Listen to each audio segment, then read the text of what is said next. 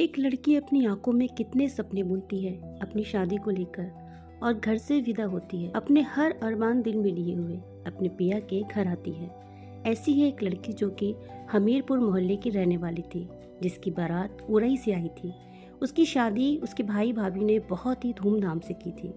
लड़की के माता पिता नहीं थे, इसलिए भैया भाभी ही उसके माता पिता समान थे। अपनी बहन की शादी में वो सारे अरमान पूरे किए, जिसकी वजह से बहन को माँ बाप की कोई कमी ना होने दी।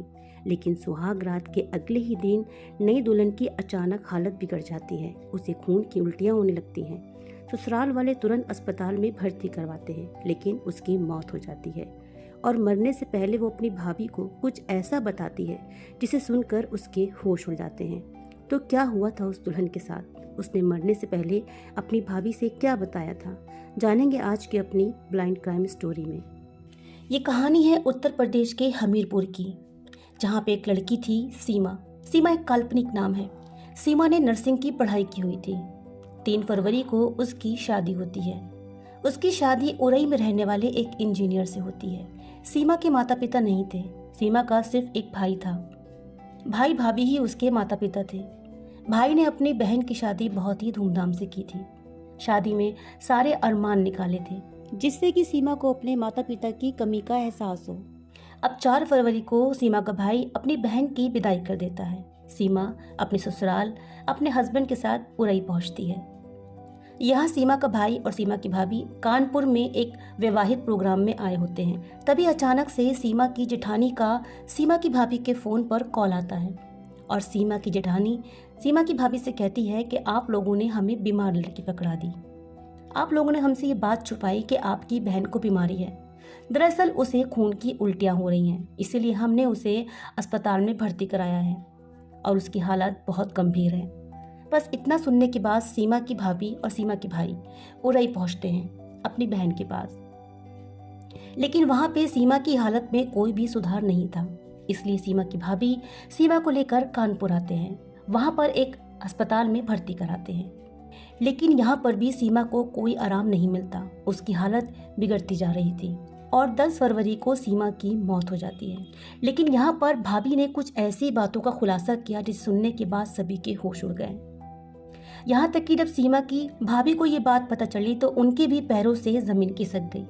दरअसल सीमा की भाभी ने सीमा को जोर देते हुए पूछा कि आखिर उसके साथ हुआ क्या था, क्योंकि वो तो जानती थी कि उनकी ननद को कोई भी बीमारी नहीं थी। फिर अचानक से सुहाग रात के अगले ही दिन उसे खून की उल्टियाँ क्यों होने लगी? अब सीमा की भाभी की बहुत जोर देने के बाद सीमा ने अपनी भाभी को सुहाग रात की सारी वारदात बताई, जिसे सुनने के बाद सीमा की भाभी के होश उड़ गए।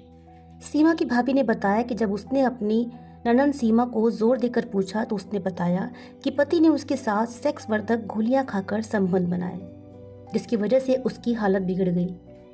फिर सीमा को गायनेकोलॉजिस्ट को दिखाया गया। चेकअप के बाद गायनेकोलॉजिस्ट ने कहा कि सीमा के साथ ऐसे संबंध बनाए गए जैसे कि उसके साथ गैंग रेप किया हो, जिसकी वजह से सीमा के प्राइवेट पार्ट में काफ़ी जख्म हो गया था।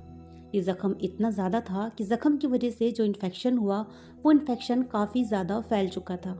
इन्फेक्शन फैलने की वजह से 10 फरवरी को सीमा की कानपुर के एक लोकल अस्पताल में ही मौत हो गई। जब सीमा का शव उसके घर पहुंचा तो हमीरपुर में सभी का दिल दहल गया। वाकई ये एक बहुत ही हैरान कर देने वाली खबर थी। अपनी ही पत्नी के साथ इस तरह की हैवानियत।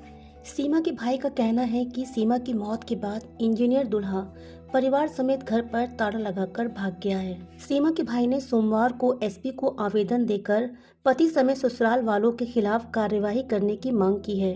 दरअसल शादी के बाद ससुराल पहुंची सीमा के साथ जिस तरह से उसके पति ने यौन संबंध बनाए वो बहुत ही हैरान कर देने वाली बात है। पति ने जिस तरह से हैवानियत दिखाई उसकी वजह से सीमा की हालत इतनी बिगड़ गई कि उसे खून की उल्टियां होने लगी। दरअसल सीमा के पति ने सुहागरात मनाने से पहले यौनवर्धक गोलियां खाई थी।